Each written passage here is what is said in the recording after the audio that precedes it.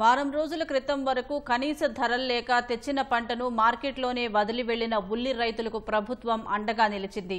కనీసం 100 రూపాయలకైనా కొనుగోలు చేయండని రైతులు వేడుకున్నా వ్యాపారులు పట్టించుకోని పరిస్థితుల్లో కూటమి ప్రభుత్వం ఆదుకుంది.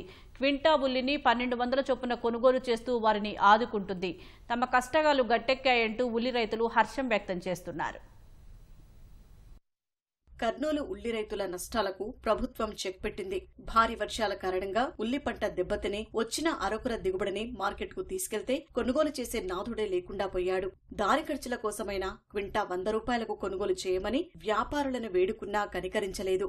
రైతన్నల ఆందోళనపై స్పందించిన ముఖ్యమంత్రి చంద్రబాబు ఆదుకోవాలని అధికారులను ఆదేశించారు.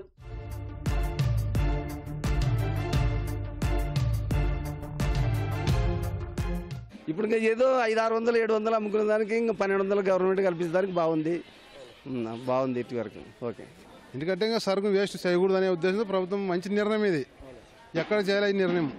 తెలంగాణ ఉంది, పక్కన అన్నీ ఉన్నాయి.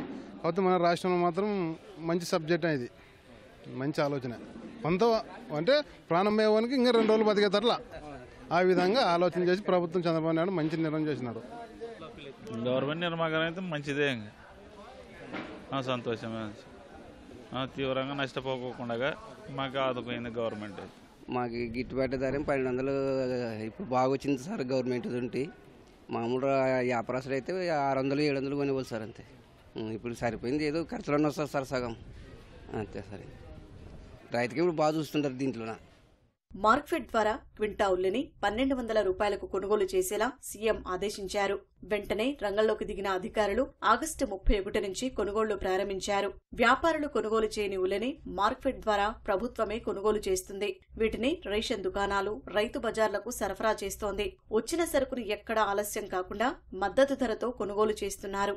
ఇప్పటి వరకు 10,000 క్వింటాళ్లకు పైగా కొనుగోలు చేసినట్లు అధికారులు తెలిపారు. నష్టాల్లో ఉన్న ఉల్లి రైతులకు కూటమి ప్రభుత్వం అండగా నిలిచిందని సంతోషం వ్యక్తం చేస్తున్నారు. ఈ రేటు ఎప్పటికీ నడిస్తే నంబర్ 1 రేటే. ఒక అధికారులు ఏం చేయాలంటే ఎమ్మడెమ్మడగా ఇప్పుడు రేట్ అయిపోయింది, వేసుకపోతే మాము ఇంటికి అడవై ఇంత పనులు చేసుకుంటాం, అన్ని రకాలు సౌకర్యం ఉంటుంది. రేటే మంచి రేటే. ముఖ్యమంత్రి మంచి చర్యలు తీసుకున్నాడు, బాగున్నది. రైతు ఇదేం ఉల్లిపాయలేమో ఇప్పుడు మేలు ఈ రేపొద్దు నిన్న మొన్న బాగుపోయినవి. మొన్న అయితే ఊకిడిచిపెట్టి పోయి అప్పటికి మేడమేమో బాగానే చేసింది. గవర్నమెంట్ది మేలు బాగా చేసిపోయా. చేసిన తర్వాత కానీ ఇప్పుడేమి మాకేం సరుకు ఎత్తుకొని పోతే ప్రజలకి అందరికేం మేలు. ఇంకా ఇప్పుడు ఈ రేట్లకేం పర్లేదు. మొన్నటి వారికి వానలు పడి అన్ని పెట్టిపోయినా మురిగిపోతున్నాయి గడ్డలో మార్కెట్లో. ఇప్పుడు వచ్చి 1200 పెట్టినారు, బాగానే ఉంది. మాకైతే మేలు, సంతోషము. గవర్నమెంట్ బాగా ఇచ్చింది. ఇప్పుడు 1200 లెక్క యాదో మాకు సంతోషం అయింది. ఇప్పటికైతే బాగుంది రేటు. కానీ మార్కెట్ విషయంలో సరుకు పారేయకుండా వేస్ట్ కాకుండా 1200 కేటాయించడం బాగా నడుస్తుంది మాకైతే.